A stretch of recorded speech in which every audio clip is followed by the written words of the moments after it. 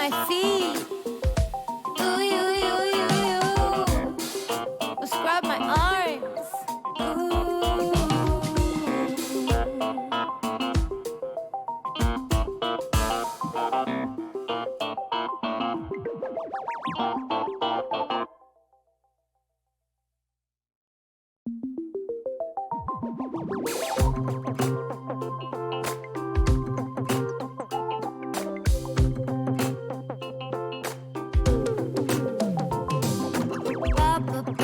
Bubble bath, call my name. Every morning up with the sun. Bubble bath, you know I love to blow some big ones. And mama thinks it's fun. Ooh.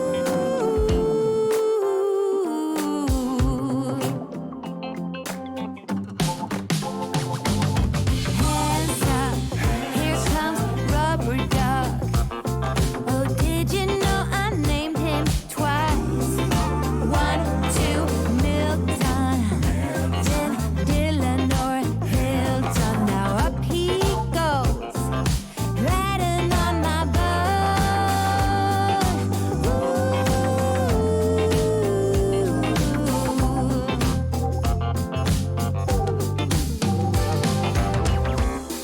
Scrub my feet. Ooh, you, you, you, you. Scrub my arms. Ooh. My ears and my nose and my face and my hands and my knees. Bonsoir à tous et bienvenue dans Ketchup Mayo. On est de retour comme les lundis après une courte pause, voilà, histoire de reprendre des forces et de finir tous nos examens. Nous sommes de retour et ce durant tout l'été. Tant qu'il y a du sport, il y aura du Ketchup Mayo. Ce soir, émission du coup sur les sports qui font l'actualité. Un petit mot de rugby, on n'en parlera pas ce soir parce que Gauthier n'est pas là ce soir. Mais du coup au rugby, l'UBB s'est imposé dans une large victoire et se qualifie directement pour les phases finales de top 14. Donc le travail est fait pour l'UBB. On en reparlera plus en profondeur la semaine prochaine avec Gauthier. Mais ce soir on va s'attarder sur la Formule 1, ensuite sur la NBA et les playoffs qui battent leur plein avec deux grosses séries, Celtics Heat à l'est et Golden State Dallas à l'ouest. Et puis on parlera des deux équipes qui sont à côté de moi, de l'AC Milan qui s'est imposé en Serie A et qui a gagné un Scudetto, le 19e de l'histoire après 11 ans, et juste derrière Manchester City aussi qui à la suite d'un scénario complètement fou a été pour la deuxième fois consécutive le back-to-back champion d'Angleterre. On commence tout de suite avec la Formule 1 générique. Accélère, accélère. Oui, il va aller la chercher. Ne lâche pas. La victoire de Pierre Gasly. La Formule 1, gros week-end à Barcelone, du coup pour la Formule 1 qui avait eu une courte pause de 2 semaines aussi, c'est pour ça qu'on n'en avait pas parlé dans l'ordre des dernières émissions. Ça va revenir pour une semaine d'affilée, voilà, avec ce week-end à Barcelone, le week-end prochain à Monaco. On avait un Charles Leclerc qui lors des essais libres a bien fait tourner. Du coup pendant ces 2 semaines aussi il y a eu des changements, des ajustements sur les voitures. On a vu des Mercedes un peu plus compétitives avec un Russell et un Hamilton qui avaient un peu plus de rythme lors des essais libres et des qualifications. On place les deux Mercedes dans le top 6 avant le départ. Leclerc avec la Ferrari signe la pole position. Du coup il va s'élancer juste devant Verstappen lors du premier tour. Un premier tour où il va gagner l'avantage au premier virage. Charles Leclerc qui va faire un peu toute la course en tête. Il va y avoir surtout une belle bataille autour des places 3, de 2 à 4 où finalement Verstappen va suivre Leclerc.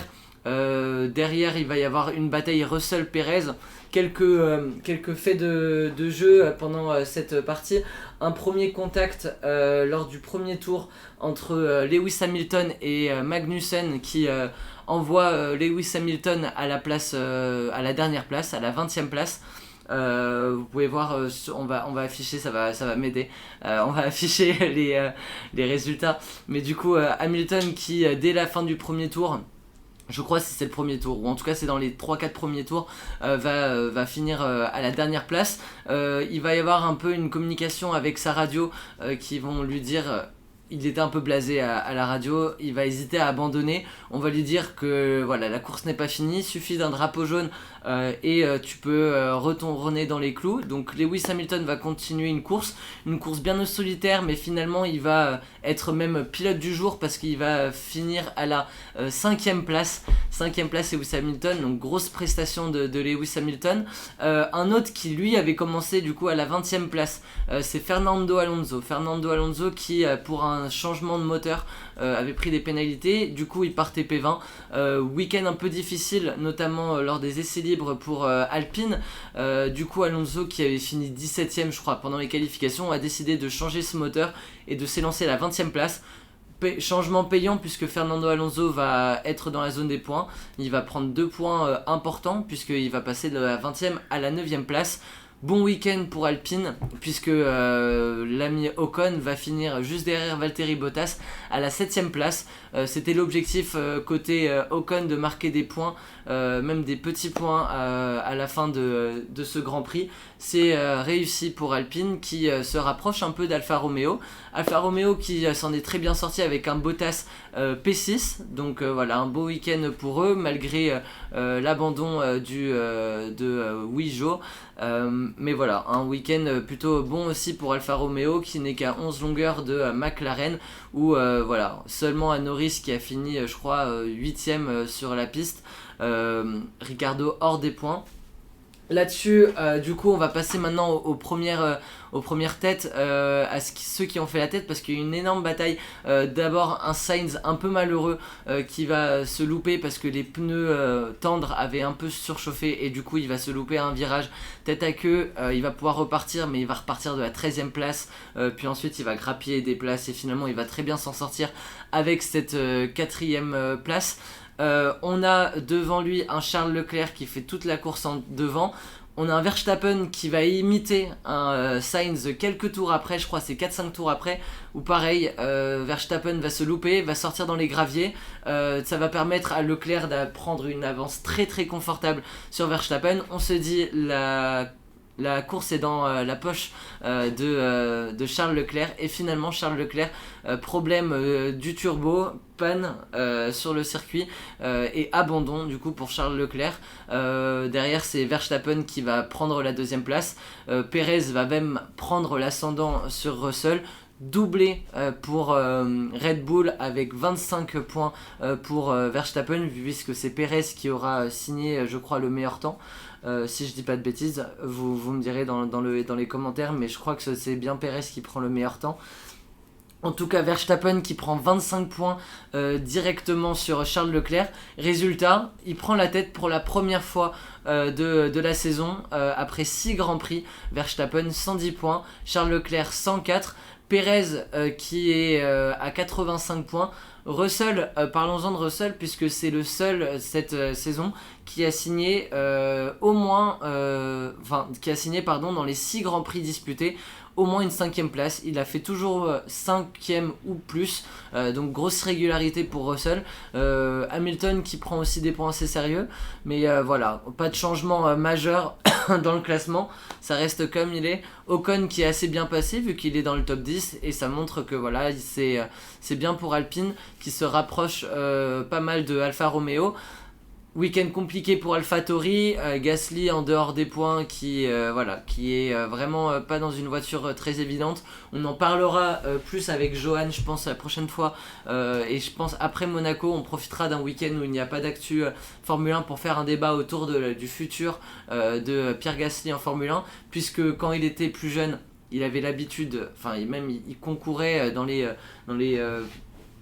les compétitions de jeunes avec des Verstappen, avec des Leclerc, avec des Russell. Ces trois-là sont des pilotes numéro 1 dans les 3 grandes écuries. En attendant, Pierre Gasly est obligé de ronger son frein et d'attendre patiemment qu'une place se libère dans une écurie qui en vaut la peine. Mais voilà, on en parlera un peu plus. Du coup, je crois que j'ai à peu près fait le tour de ce week-end de Formule 1. Le week-end prochain, notez bien, c'est le GP de Monaco. Un Leclerc qui n'a jamais fini ce GP. En 3 saisons, c'est 3 abandons pour Charles Leclerc, qui n'a jamais pu finir cette course. On sait qu'il a une attache particulière vu qu'il est monégasque. Il va falloir se racheter entre guillemets, même si là c'est vraiment pas de sa faute. Mais voilà, il va falloir faire le travail la semaine prochaine pour Charles Leclerc. Avertissement sur le moteur ce week-end. On espère qu'il pourra faire une belle course dans un Grand Prix de Monaco où il est très difficile de doubler. Donc voilà, s'il fait la pole comme cette semaine, ça devrait être bon sur la piste. On passe tout de suite maintenant à la deuxième partie, la NBA, une NBA magnifique. Ça fait un moment qu'on n'en a pas parlé, mais je vais accueillir Hugo, générique. Pulls up, three-pointer. Bang! Bang! It's good! Wins the game at the buzzer! Hugo, comment ça va ? Ben ça va et toi? Ça va, ils sont beaux mes consultants aujourd'hui, ils sont aux couleurs de mon club de cœur. Donc voilà, moi je mettrai mon maillot à la fin de l'émission. J'ai voulu rester pro parce que voilà, je suis embauché donc je peux pas faire non plus ce que je veux. Mais en tout cas, ils sont beaux, mes consultants. Comment ça va Hugo ? Mais ça va très bien, ça va très bien. On a 2 belles séries, ça fait un moment qu'on n'en a pas parlé, on n'avait même pas pu parler du choke des Suns. Ça va être difficile d'en parler là, mais je pense qu'on fera peut-être un bilan à la fin de la saison, une fois que le titre sera remis, de voilà comment s'est passée la saison, quelles sont les surprises et les non-surprises, ceux qui nous ont déçus et tout. On fera un truc un peu plus global, on pourra revenir un peu sur les chokes des Suns notamment, des Brooklyn Nets, de Lakers, qui a fait finalement la pire saison, la saison la plus décevante.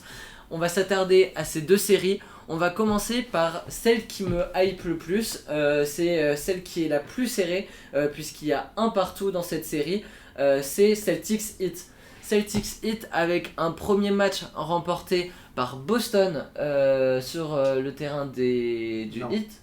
Premier match remporté par le Heat, ensuite c'est Boston qui prend le 1-1 et là on est à 2-1 avec Heat qui prend sur Boston. Ok, j'ai tout faux. Donc on récapitule. Donc les 2 premiers matchs se jouent au Heat. Le Heat en prend un. Ouais.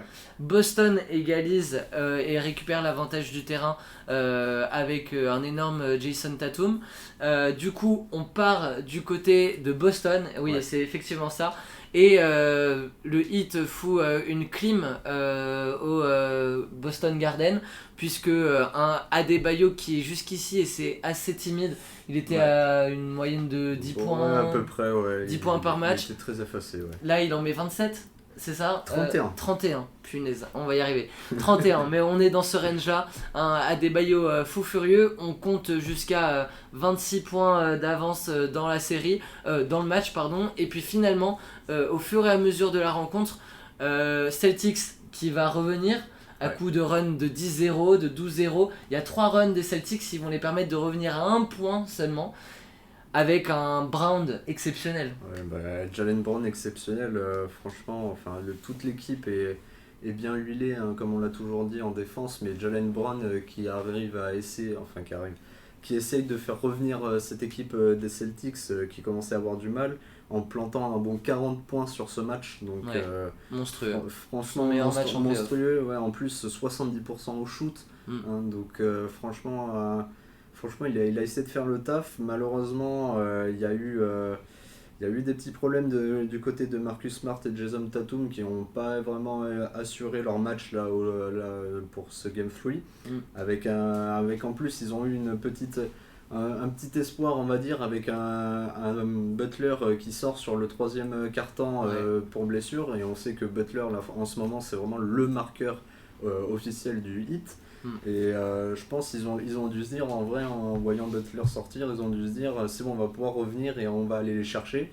C'est ce qui s'est passé, sauf que Adebayo leur a dit non les gars, on ne va pas laisser faire. Et Adebayo a sauvé le Heat pour leur donner une lead de 6 points à la fin du match. Donc on a vu un Celtics très combatif, mais malheureusement ils n'ont pas réussi à contrer la puissance d'Adebayo dans cette raquette, et ça va être quelque chose sur quoi ils vont devoir travailler pour le prochain match, parce que je ne pense pas que Butler fera le prochain match, mais Adebayo clairement dit que maintenant que Butler est sorti, je vais prendre le lead du Heat et ça va pas se passer comme ça, les gars. Ça devrait pas être trop grave non plus pour Butler. Je sais pas s'il sera indisponible comme tu l'as dit pour le match qui a lieu ce soir d'ailleurs. Ouais. Mais en tout cas, pilier, je vois pas bien. Pilier Adebayo, oui, Adebayo, ça a été un mec qui s'est distingué dans la bulle, où il a fait une bulle magnifique l'année où le Heat justement arrive en finale de NBA.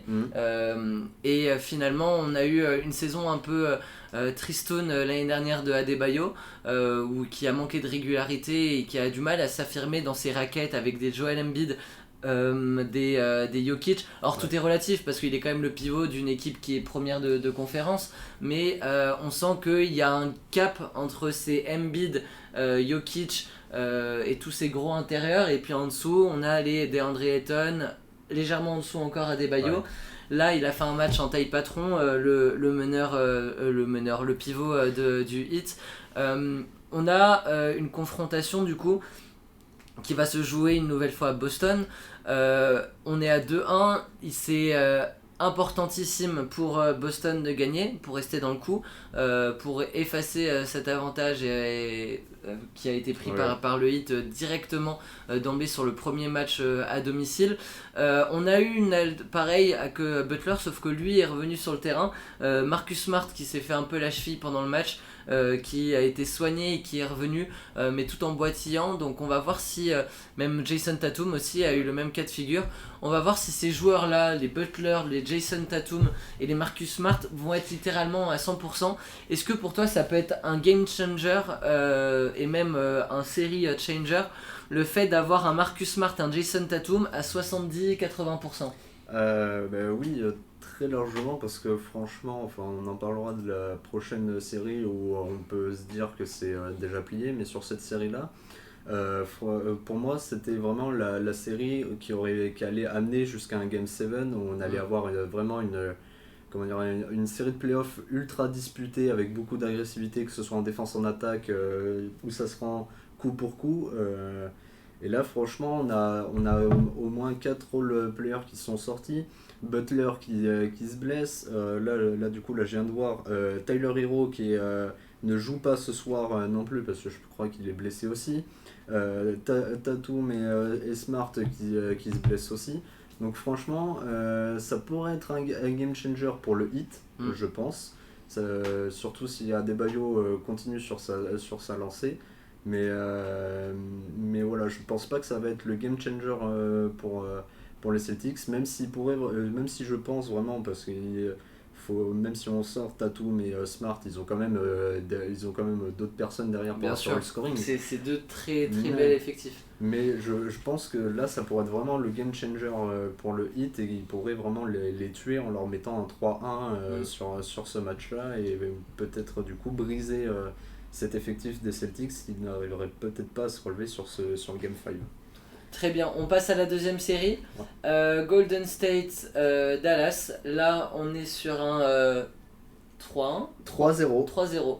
On est sur un 3-0, 3 matchs, 2 victoires à domicile de Golden State, puis une victoire cette nuit pour Golden State à nouveau, mais sur le terrain des Mavs. Les Mavs qui a créé la surprise en éliminant les Suns au Game 7. On en parlera plus tard, on vous l'a dit. Mais en tout cas, voilà, des Mavs qui font leur bout de chemin. Plus les séries avancent, plus les playoffs avancent, moins ils ont la pression, dans le sens où ils sont en train de complètement de dépasser les espérances. Salut Dick West. On est en train de parler du coup de la NBA, et après on passera à ces deux équipes là qui ont gagné leur championnat respectif.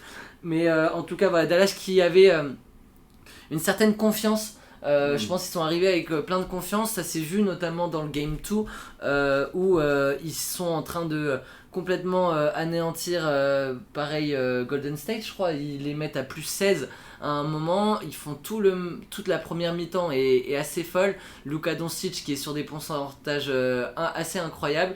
Et puis ça s'écroule dans le troisième quart-temps où Golden State tient sa réputation et recolle complètement. Et puis victoire de Golden State c'était vraiment le match qu'il fallait pas perdre, surtout avec ce cas de figure là pour Dallas. Ouais, non, franchement, c'était le match à pas perdre parce que là, ils ont perdu leur momentum, l'avantage psychologique que je pense qu'ils avaient sur Golden State, parce que Golden State a dû se dire, bon, même si le Game 7 des Suns ça a été franchement merdique, mais comme on l'a dit, on en parlera plus tard, mais surtout, les Mavs sortent ceux qui ont pensé être les plus prétendants au titre NBA, les favoris, et ça a dû mettre un petit coup de pression sur Golden State, sauf que là malheureusement ils se prennent un 3-0 les Mavs, et on le sait tous que sur toute l'histoire des playoffs depuis que ça a commencé, aucune équipe n'a réussi à revenir d'un 3-0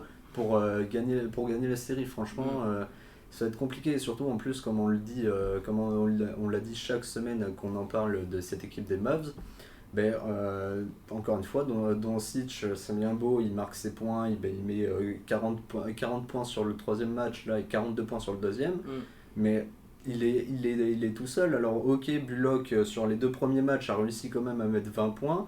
Sur le dernier match, c'est Brunson, Doncic et Dinwiddie qui font le taf. Mais sinon, quand tu regardes les stats des autres, les autres ils n'arrivent pas à suivre le mouvement de ces 3 joueurs là, et c'est ce qui crée le problème suivant, que quand Golden State recolle le score et qu'ils arrivent à leur passer devant, ils ont plus rien derrière, parce que quand Doncic sort sur le banc, que Dinwiddie prend, mais que du coup Brunson aussi sort sur le banc, que les deux sont sur le banc, Doncic et Brunson, ils ont pas de joueur derrière, il n'y a pas de joueur derrière qui arrive à scorer comme Brunson et Doncic, et à revenir à coller, alors que l'effectif de Golden State, même si Curry et Thompson ils sortent, ils ont quand même un gros effectif derrière qui arrive à scorer, avec un Poole, avec Andrew Wiggins, enfin des trucs comme ça. On sent vraiment qu'il y a un effectif qui est d'un côté taillé pour ces playoffs là, qui est rodé, qui a de l'expérience, qui a de la profondeur de banc, avec des joueurs assez importants et qui vont compléter les phases du match où finalement tu peux... En fait, t'as l'impression que tous les cas de figure sont préparés. Un match où tu domines de 10-15 points, tu sais quel joueur mettre pour tenir le score, et puis faire tourner un peu la balle, et un peu baisser aussi la vitesse des possessions et tout. De l'autre côté, quand t'es mené de 10 points, tu sais aussi quel joueur faire rentrer pour essayer de te dynamiser ça. Chose que, à mon sens, Dallas ne s'est pas préparé.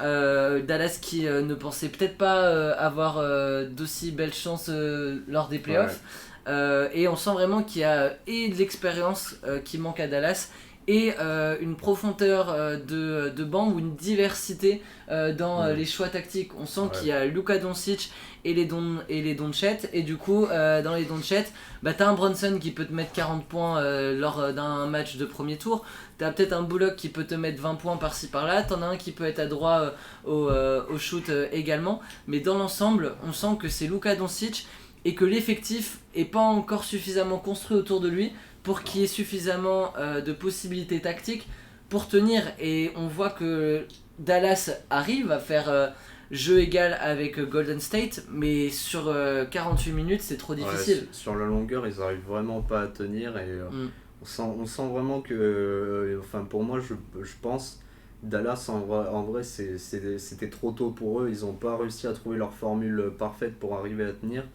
et vraiment si les Suns n'avaient pas niqué leur série, franchement pour moi c'est les Suns qui passaient.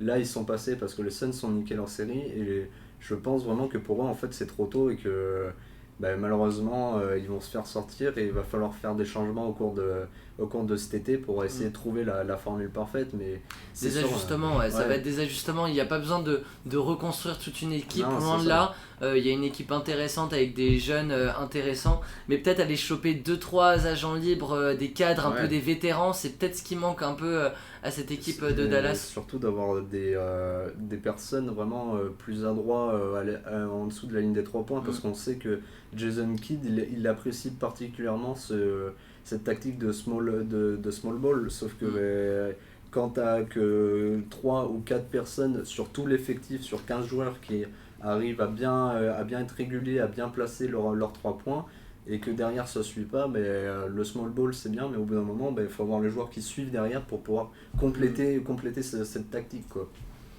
C'est sûr. C'est ce qui manque à Dallas. 3-0, c'est fini. Je les vois absolument pas revenir. Je t'ai pas demandé d'ailleurs qui va passer entre le Heat et Celtics. Entre le Heat et le Celtics, moi je dirais le Heat au bout d'un Game 7, mais je dis le Heat. Ok, le Heat en 7. Donc on arriverait sur une magnifique finale. Golden State Heat avec deux équipes qui n'ont pas du tout le même jeu. Mais du coup les ajustements n'en seront que plus beaux. Steve Kerr contre Spoelstra aussi, c'est deux très grands coachs de cette génération en NBA. Merci à toi Hugo. On se retrouve toi pas tout de suite, du coup tu m'as dit en off, mais voilà, on reprendra la NBA, il y aura peut-être Gaëtan la prochaine fois, ou en tout cas je me chargerai peut-être de faire une chronique, à voir comment on s'en occupe, mais en tout cas voilà, la NBA revient. Merci à toi Hugo pour cette chronique, et puis on passe tout de suite au foot. Second poteau Pavard. Benjamin Pavard. De retour, j'ai enfilé le maillot. J'ai enfilé le maillot du Z de Zlatan. On va parler dans cette chronique foot des deux championnats, des deux fins de championnat en Italie et en Angleterre. Ces deux-là, on en avait un peu fait la promotion lors des dernières semaines. On se doutait que ça allait se finir à la dernière journée, ça a été le cas. Une fin de saison à la 38e journée de multiplex. L'Inter qui jouait face à la Sampdoria à domicile et l'AC Milan qui se déplaçait à Sassuolo. L'AC Milan qui a joué à domicile, puisque sur les 21 000 places du stade de Sassuolo, 18 000 étaient pour les supporters du Milan. C'est quand même fou. Les supporters de Sassuolo à domicile avaient juste un virage, littéralement. Et les trois quarts du stade étaient aux couleurs de l'AC Milan. Ça arrive pas souvent, ça ? Ça arrive jamais. Ça arrive jamais, mais 11 ans que les supporters rossoneri, dont ma propre personne, attendaient ça. Donc évidemment que quand tu sais que le dernier match de la saison va se jouer à 100 km de chez toi, tous les ultras et 18 000 supporters sont allés voir l'AC Milan et supporter les rossoneri qui devaient gagner ou faire match nul pour remporter cette 19e championnat d'Italie. Ils ont fait le taf. 3-0 en première mi-temps. C'est pour ça qu'il n'y avait pas trop de suspense en fin de compte. Au bout de 45 minutes, tu te disais bon. Au bout de 45 minutes, moi j'étais là comme un fou chez moi tout seul. Au bout de 45 minutes, j'ai lancé le stream avec les amis de Milan Actu et j'ai dit allez, on se commente la deuxième mi-temps tous ensemble parce que là je vais pas tenir une mi-temps de plus. Doublé de Giroud qui signe ses 10e et 11e buts de la saison en Serie A. Deux buts importantissimes parce qu'ils te permettent de faire un break dans un match qui finalement pouvait être un peu piège, d'autant plus que l'AC Milan n'a pas vraiment tendance à gagner ses matchs en première période. C'est plutôt une équipe qui tout au long de la saison a gagné, pas à l'arrache parce que c'était toujours assez propre défensivement. Beaucoup de clean sheets cette saison, 16 pour Mike Maignan sur 31 matchs, plus de la moitié de clean sheets sur les matchs de Mike Maignan. Costil pourra en prendre de la graine. On avait dit qu'on parlait pas de Ligue 1. Non, on n'en parlera pas. Mais en tout cas, voilà. Mais du coup, voilà. Donc, Milan qui n'avait pas l'habitude de faire le taf. Dis-moi. Quel âge il a ? Qui ça ? Maignan. 26. Ah oui, quand même, d'accord. Ok, je croyais qu'il était plus jeune que ça. Non, 26 ans. C'est un vieux de la vieille. C'est un gardien confirmé qui a encore de belles années devant lui parce que les gardiens peuvent tirer jusqu'à 37-38 ans. Mais en tout cas voilà, donc Milan qui n'a pas l'habitude de gagner ses matchs en première mi-temps. Toute la saison c'était à coup de 1-0, de 2-1, de 0-0 notamment en première période, beaucoup de 0-0, 1-0, mais pas vraiment le sentiment de vouloir tuer le match dès la première mi-temps. Là, 3-0 à la mi-temps, du coup je l'ai dit, doublé de Giroud, un but de Kessié, 36e minute il y a 3-0. Le destin est plus qu'entre nos mains puisqu'il faudrait 4 buts en deuxième période à une défense qui n'en a pris que 2 lors des 10 derniers matchs. Donc là on est assez serein. L'Inter à côté à la mi-temps qui fait 0-0, ils gagneront finalement 3-0 les Interistes aussi dans un stade de Milan du coup pour l'Inter qui devait célébrer un peu en demi-molle les buts quand tu sais que à 3-0 il y a la mi-temps, à 3-0 à la mi-temps tu sais que tu vas finir deuxième et que finalement t'en mets 1, t'en mets 2, t'en mets 3, mais tu sais que yeah comme ça. Ouais, cool. Non mais en tout cas voilà, donc ça se passait en même temps le match ? Ça se passait en même temps. Ouais. Donc en fait, les supporters de l'Inter étaient dans le stade à Milan pour le coup, devaient avoir les notifications du 1-0, 2-0, 3-0 qui défilaient. Donc là tu sais qu'à la mi-temps le titre il est perdu. Et du coup, bah voilà, il te reste 45 minutes à tenir dans un stade où tu sais que tu vas pas être champion, où tu vas applaudir, tu vas aller passer pour le fair play ou je sais pas quoi. En soi, le match, ils l'ont gagné, c'est sympa quoi. Voilà, ils ont gagné 3-0, mais ils auraient pu gagner 9-0, que c'était la même chose quoi. Ouais, voilà, c'est ça. Mais bon, voilà. En tout cas, l'AC Milan 19e Scudetto. Raphaël Leao, ancien de Ligue 1 et de Lille, qui est nommé MVP de la saison en Serie A. À 22 ans, c'est pour la petite statistique le MVP le plus jeune depuis un certain R9 qu'il avait été avec l'Inter à 22 ans. Donc voilà, c'est une belle performance. C'est une belle performance pour Leao qui a 22 ans. Un petit Milanais. Un petit Milanais, hein, ça doit te faire plaisir. Donc, ah ouais, non, mais Leao, ouais, c'est sûr, c'est une très belle saison. 14 buts, 11 passes D. Il fait 3 passes D hier. C'est lui qui fait les 3 passes D à Giroud et à Kessié. Je vois que je suis au courant. Donc, un match plein, mais tu vas te rattraper sur Manchester City et Liverpool. Mais voilà, donc MVP de la saison pour Leao. Mike Maignan qui est élu meilleur gardien de Serie A. Stefano Pioli qui lui va être élu entraîneur de Serie A. Et puis mention spéciale à Zlatan Ibrahimovic. Zlatan Ibrahimovic qui est rentré hier, qui avait promis aux supporters de l'AC Milan quand il est arrivé, avec ce beau maillot là d'ailleurs. Il est arrivé au mois de janvier quand Milan était 10ème de Serie A. Milan finit à la fin de la saison 6ème avec un run de 19 matchs sans défaite sur la phase retour. Assez prodigieux ce qu'avait fait Milan grâce à Ibrahimovic. Ibrahimovic qui en conférence de presse dit « Si j'avais été là dès le début de la saison, on aurait fini champion ». Parole tenue pour Ibrahimovic qui est revenu au club pour remettre l'AC Milan sur le devant de la scène d'abord italienne. Il signe ce deuxième Scudetto pour lui parce qu'il l'avait gagné il y a 11 ans déjà avec Milan. Donc voilà, il revient 40 ans Scudetto. Il devrait, selon les rumeurs assez confirmées, finir sa carrière cette saison. Donc voilà, une retraite au plus haut niveau, bien méritée parce que il en a gagné des choses. Voilà, il en a gagné. Immortel de Zlatan nous dit Di Quest, tout à fait. Voilà, mais bon, il l'a dit en conférence de presse. Il parlera de son avenir dans les prochains jours. Il a vécu des moments très durs ces dernières semaines avec la mort de son agent et ami de très longue date, Mino Raiola. Là, il va savourer ce Scudetto et puis il parlera et il annoncera si il quitte les terrains ou pas. Mais en tout cas, s'il quitte les terrains, c'est voilà, une sortie au plus haut niveau. C'est bien de sortir sur un titre. Quand même, tu vois. Que faire de la saison de trop. C'est une saison, il a quand même mis 8 buts cette saison, Zlatan. 8 buts cette saison alors qu'il a joué 15, 16, 17 matchs, un truc comme ça je pense.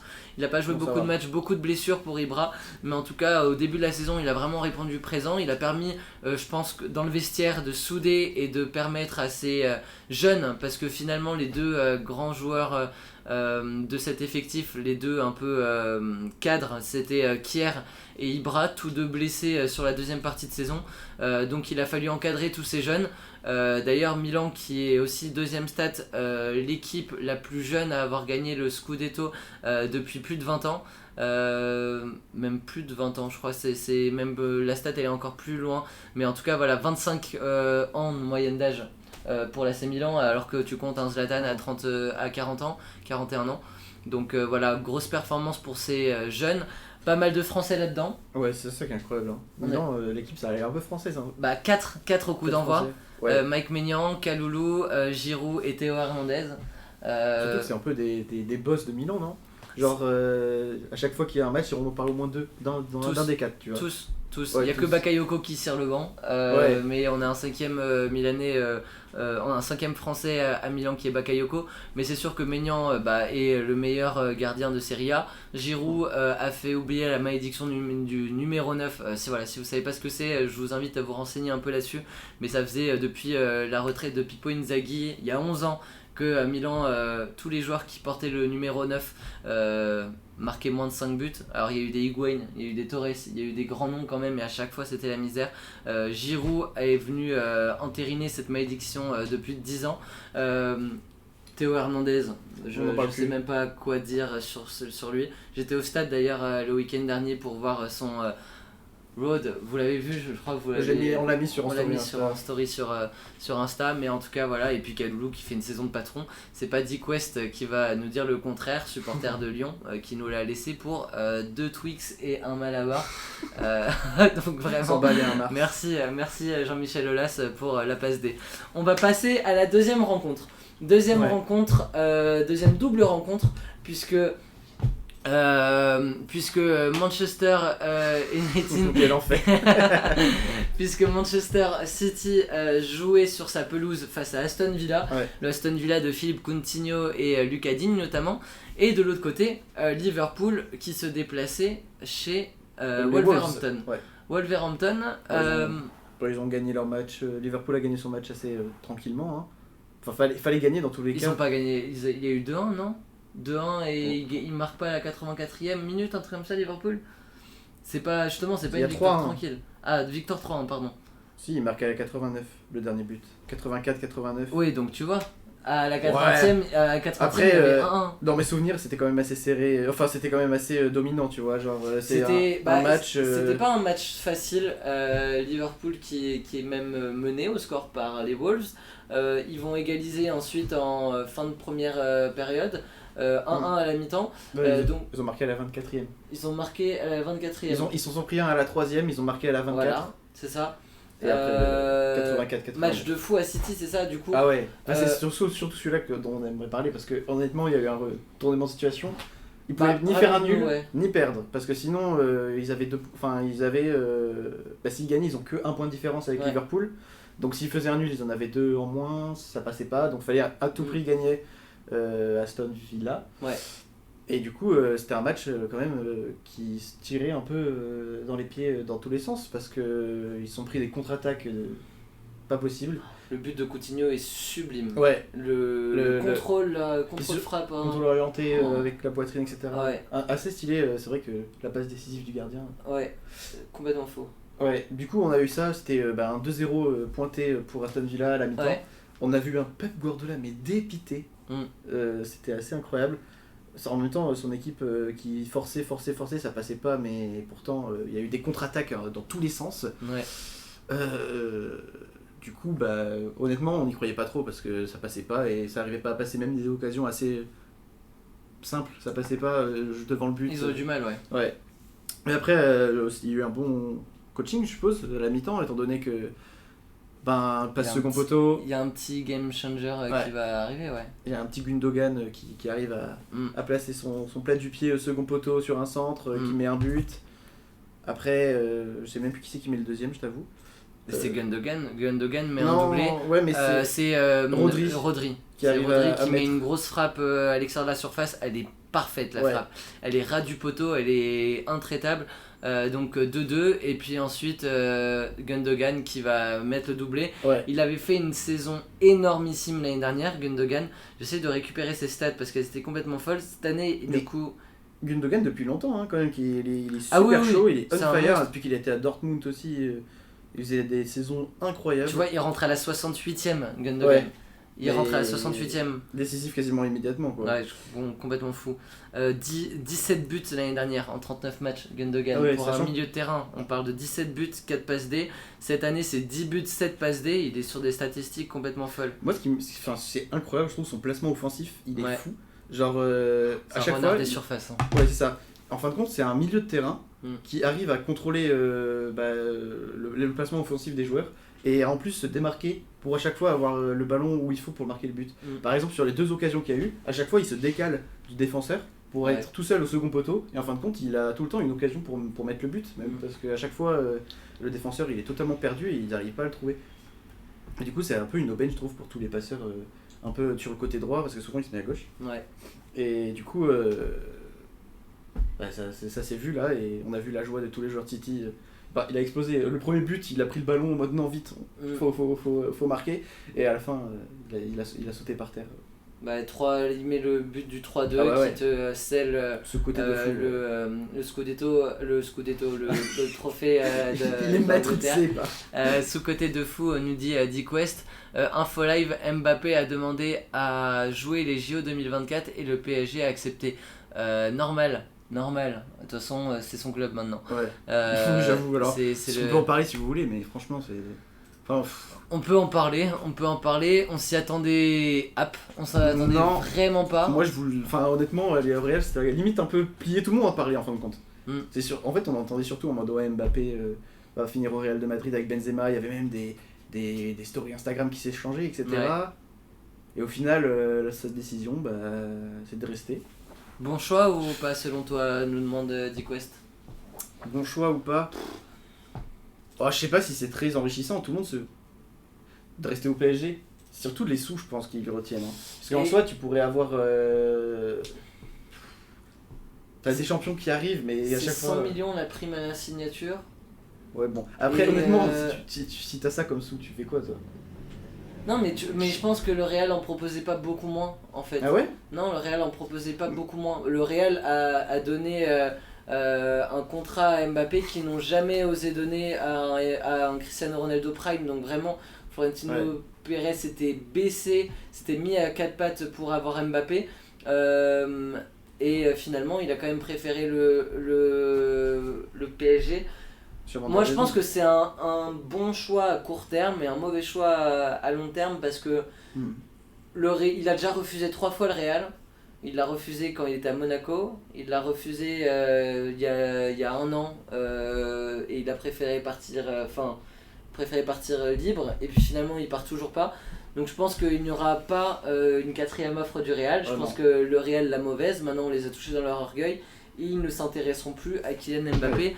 Info Marca, l'offre du Real était équivalente à celle du PSG. Ah ouais, voilà, c'est ça. Mais c'est trop bizarre du coup. Mais... Genre, on sait que c'est un rêve d'Mbappé d'aller jouer au Real depuis qu'il est tout petit. Il est fan de Zidane, de Ronaldo. Et après Zidane apparemment est potentiellement intéressé pour aller... Non, c'est démenti aujourd'hui. Ah merde. Je suis pas à l'actu les gars, je suis désolé. En tout cas, apparemment il y a même les clés de la maison de Nasser. Ouais. Et ça m'étonnerait pas. Par contre, je sais pas, est-ce que vous savez précisément, je te demande à toi aussi, qu'est-ce que le PSG a donné comme haute condition? Parce qu'apparemment il voulait leur donner plus de responsabilités. D'avoir un mot à dire dans le choix du coach, de pouvoir avoir un mot à dire dans les ventes et surtout les arrivées. Ah ouais. Et puis là, visiblement jouer les JO 2024. Il doit y avoir des clauses de fou. Il y avait aussi des trucs par rapport aux droits à l'image. Ces droits à l'image de les garder parce que lui, en tout ce qui est sponsor et puis etc. Voilà, qu'il puisse s'en saisir plutôt que ça arrive dans les mains du PSG. Donc il y a eu des négociations par rapport à ça. Je pense qu'à court terme, c'est pas un mauvais choix pour Mbappé puisque il est encore entouré d'un gros vestiaire. Sa prolongation signe le départ de Leonardo, ce qui est une très bonne chose pour l'avenir du PSG. Il est dans un effectif quand même, punaise, si t'as des Ramos et Messi qui après leur première année de transition se mettent à développer le football qu'ils développaient avant, ça peut être assez monstrueux. Les meilleures chances de gagner la Ligue des Champions, elles sont toujours au PSG, et je pense que lui, en tant que natif de région parisienne, il y a quand même cette envie bien sûr. de aller gagner, surtout qu'en plus les supporters du PSG c'est quand même une grosse ferveur. T'es pas en train de jouer à Monaco quoi. C'est que t'as vraiment un intérêt. Non mais t'as vraiment un intérêt pour les fans d'aller gagner un trophée pour les fans. Et je pense que gagner la Ligue des Champions avec le PSG sera une meilleure saveur même pour lui que gagner la 14e ou la 15e du Real, tu vois. Et je pense qu'il en gagnera des Ligues des Champions parce que ce sera toujours un joueur où tous les clubs dans lesquels il arrivera se mettront au diapason pour lui offrir un effectif de qualité haute. Donc il sera toujours bien entouré, Mbappé. Je pense qu'il y a encore... Il a signé un contrat court. Donc Mbappé, là, il a 23 ans. Il a 23 ans, Mbappé. À la fin de son contrat en 2025, il en aura 26. Donc il en aura encore des saisons où il sera à son prime dans 3 ans, Mbappé. Bah justement, genre là, il y a Dick West qui nous dit offre du PSG 50 millions par an sur 3 ans et offre du Real c'est 30 millions par an sur 5 ans, plus 130 millions à la signature. Après, en soi, moi j'aimerais bien voir ce que va faire le PSG parce qu'il y a quand même pas mal de trucs de joueurs qui partent. Ils veulent faire partir Neymar apparemment. Et qui est-ce qu'ils vont mettre, qui est-ce qu'ils vont trouver pour pouvoir l'épauler devant surtout. Tu vois, Ils trouveront. il y a un Mbappé, un Messi, et du coup maintenant il y a une place vacante à gauche quoi. Bah, s'ils vendent Neymar, il y a des rumeurs comme quoi ils s'attaqueraient à Leao. À Leao qui a une valeur marchande maintenant de 80 millions. Si c'est le Ça fait PSG, pas peur, je pense, ça hein. gonflera à 100 millions. Je pense que s'il n'y a pas de vente de gros joueurs, là de toute façon avec la prolongation de Mbappé, ils sont obligés de dégraisser. Donc les Draxler, les Kurzawa, les Ander Herrera, tous les joueurs qui ont des contrats beaucoup trop importants et qui ont une petite cote sur le marché. Alors je parle pas de Kurzawa, mais Ander Herrera et Draxler, ça peut se revendre à un certain prix. Il va y avoir pas mal de départs. Ouais. Des arrivées, je pense qu'il n'y en aura pas en dehors d'un gros départ. Donc si tu as un Kipembe qui part, si tu as un Keylor Navas qui est vendu. Keylor Navas sera pas vendu très cher, mais si tu as, comme tu dis, un Neymar éventuellement, un Wijnaldum qui pourrait partir pour 30-40 millions, c'est ce genre d'arrivée, de départ qui peut conditionner une arrivée ou un renfort dans l'effectif. Tous les départs en dessous de 20-25 millions, elles seront là pour Compenser un peu. Le contrat de Mbappé, je pense. Après, ouais, c'est sûr, mais dans tous les cas, il faut quand même qu'ils arrivent à sortir un effectif qui est capable de rivaliser pour la Ligue des Champions. Parce que même s'il y a les grandes stars, etc., s'il y a un trou ou quoi, quelque part, faudrait pas qu'il y ait un manque de niveau par rapport au jeu qu'ils pourraient proposer.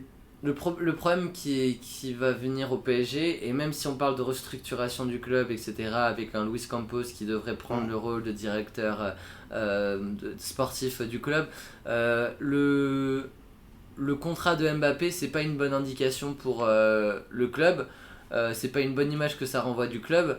Oh la dinguerie, les t-shirts, nous dit le goth. T'as pas vu tout à l'heure Hugo qui était assorti à nous. Hugo vient. Mais en tout cas, voilà, donc on a un Mbappé du coup, et je dis que ça a pas une bonne, ça donne pas une bonne image du PSG parce que ça montre encore plus que les joueurs sont au-dessus du club. C'est ce qui tue chaque entraîneur qui s'essaye au PSG. Les Unai Emery, les Tourelle qui ont réussi avant et après le PSG, mais pas pendant parce qu'ils n'avaient pas du tout les cartes et les rênes de leur propre vestiaire. Pochettino qui avait fait finale de Ligue des Champions avec Tottenham, pareil. Pochettino qui est un grand entraîneur mais là qui s'est brûlé les ailes au PSG parce que pareil, t'as pas ton mot à dire dans le vestiaire.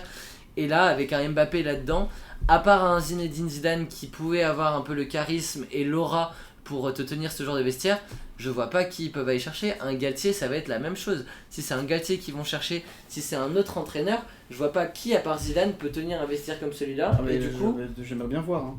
Parce que là, je pense que c'est dur à porter comme responsabilité. En tout cas, surtout avec les joueurs qu'il y a actuellement et l'orientation que prend le club, tu vois. D'ailleurs, tout à l'heure je voulais parler du Real, je reviens maintenant tout de suite. Apparemment ils avaient aussi visé Haaland mais qui est parti à City. Du coup un peu... C'est bien, ils auront Morata. Waouh. Ils auront Morata. Non mais oui, en tout cas pour le Real. Non mais après le Real, la priorité n'est pas à ce poste-là. Non, pas du tout.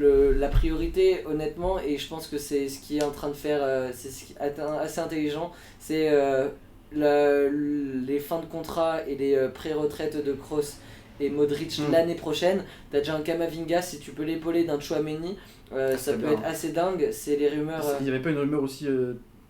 Attends, mais c'est Tchouaméni où ça? À part le Real, j'ai vu autre part, tu vois. Je me rappelle plus. Il y avait des rumeurs qui se fondaient sur Twitter. Évidemment, c'est Twitter donc bon. Mais du coup, t'as un Rodrigo qui peut faire le taf, on va voir, parce que Rodrigo il a une saison de moins que Vinicius. S'il pète l'année prochaine comme Vinicius, c'est l'homme quand même qui te qualifie le Real en demi-finale. Hein. Ouais, bien sûr. En finale, pardon, parce que sur la demi-finale, c'est lui qui te met les 2 buts face à City dans la fin du match. T'as un Vinicius qui est l'avenir à ce club-là et qui est fou amoureux du club. Voilà, la transition c'est Benzema peut-être qu'il lui reste 1 saison et demie, 2 saisons, va falloir voir, t'es passé à côté de Haaland et de Mbappé, t'es pas à l'abri que le Haaland dans 2 ans ça revienne sur les... Voilà, ça se trouve City est en fin de... Surtout ça collerait un peu avec le contrat. Le Benzema, si ça s'estompe, enfin ça s'estompe n'importe quoi, je dis. Ouais. Bon, si sa fin de contrat elle arrive, ils pourront peut-être recruter en fin de compte, parce qu'il faudra bien quelqu'un à ce poste là, je vois pas qui c'est qu'ils peuvent mettre actuellement. Ouais. Il va falloir qu'ils mettent des sous dans quelques Déjà, années. va falloir mettre un backup à Benzema l'année prochaine, c'est sûr. Benzema restera titulaire. À voir qui tu peux aller chercher pour enlever le Mariano Diaz là, qui n'a pas l'étoffe d'être remplaçant de Benzema. Et d'ailleurs, c'est pour ça que Carlo Ancelotti le fait jamais rentrer. Mais tout ça, c'est des sujets qu'on se posera lors des prochaines émissions tout l'été, et surtout quand on arrivera sur le mercato. Il a du mal ce soir, Emeric, il a fatigué. Alors non, c'est le travail. C'est le travail. Il charbonne et il nous fait le plaisir d'être là encore ce soir. On reviendra du coup sur le foot. Je pense que les prochaines semaines, on s'attaquera davantage à la Formule 1 et à la NBA tant qu'il y aura de l'actu chaude. Le foot, il va y avoir la Ligue des Champions, donc évidemment qu'on reviendra lundi. Mais ensuite, voilà, en attendant un peu le mercato, et encore qu'on est tellement des amoureux du foot que même quand il y aura les matchs des Bleus, peut-être qu'on on parlera peut-être un peu on en parlera un peu des matchs, donc voilà. En tout cas, restez connectés sur Innov Live. Un grand merci à toi, Emeric. À toi aussi. Forza Milan. Forza Milan, champion d'Italie, campione. Tu sais même pas parler italien et tu supportes le Milan, toi. Si. Magnifique, merci à Hugo qui a géré en régie et qui était là sur la première partie. Et puis voilà, à la semaine prochaine, prenez soin de vous, bonne semaine, ciao. Salut, bonne soirée.